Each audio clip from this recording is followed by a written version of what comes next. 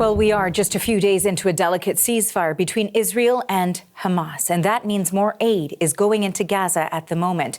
We want to learn more about the situation on the ground, and for that, we've reached Yousra Abu Sharekh in Gaza. She is, of course, the program coordinator for children's charity Inara. She joins us now. We're glad we were able to reconnect with you. And you were describing for us the situation on the ground and how apprehensive people on the ground are as days pass. Yeah, actually, I was saying like everything is uncertain, not only for the humanitarian organization, but also for people. So we are monitoring on the ground the situation, but people are struggling to have a solid plan where to go, especially with this massive destruction on the ground, especially for Gaza North and Rafah.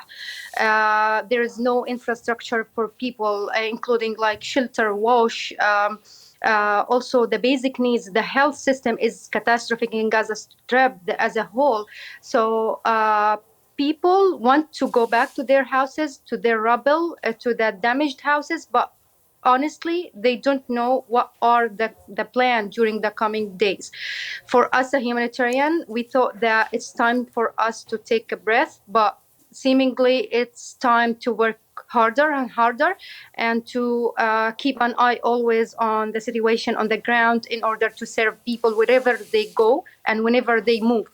So yes, the situation on the ground is full of uncertainty. Everyone is working so hard to have people going and returning back to their houses with the minimum harm, with the minimum side effect on their lives and access to basic services.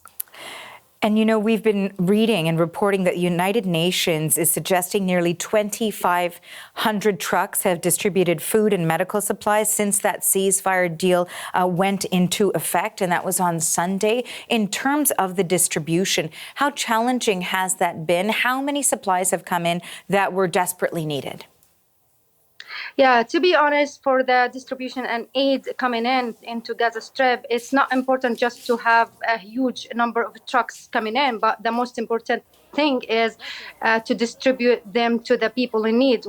But to be honest, humanitarian system is not capable, and it's fragile. It's not able to handle and to distribute the huge amount of aid that is entering Gaza Strip. So what concerns the humanitarian organizations currently is to have these aids distributed as soon as we receive them from the crossing checkpoints or points, because there's no enough storage capacity. Most of the majority of Gaza premises are destroyed. So yes, all organizations within the coordination system through clusters are working to have these aids distributed.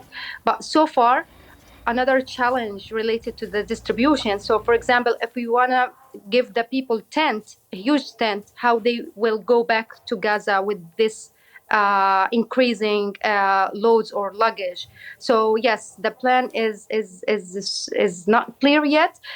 We are waiting to see where people will be sighted, will be moved around in Gaza Strip.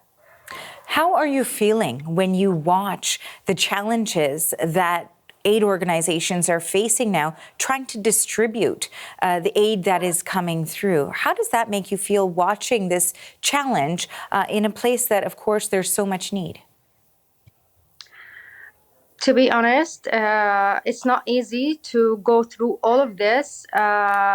It's been 15 months that we are serving people. We are trying. We are challenged to have a role effective on the ground due to the denial and the delays on the aid entry. And now, due to the uncertainty of agreement details, we feel like we are cautious. We don't want to do harm to people.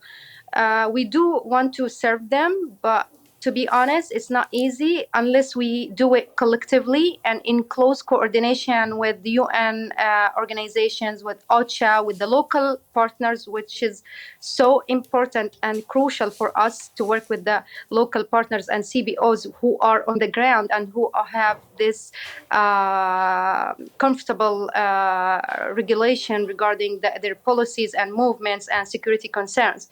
So yes, it's not easy, but in coordination and in being very engaged with the people, with the community, maybe it's gonna be easier for us to do a tangible support to them during the coming at least week from now.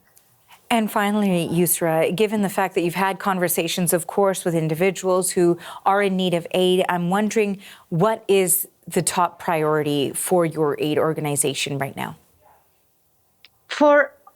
In general, people are in need of for everything from shelter to health to food to everything. But for us and Inara, to be honest, we give much concern and priority for MHPSS, for mental health support and psychosocial support for children specifically who got so traumatized, who lost their environment, the academic life, the comfortable life that they used to have, in addition to going through 15 months of violence, of no education, of lack access to everything.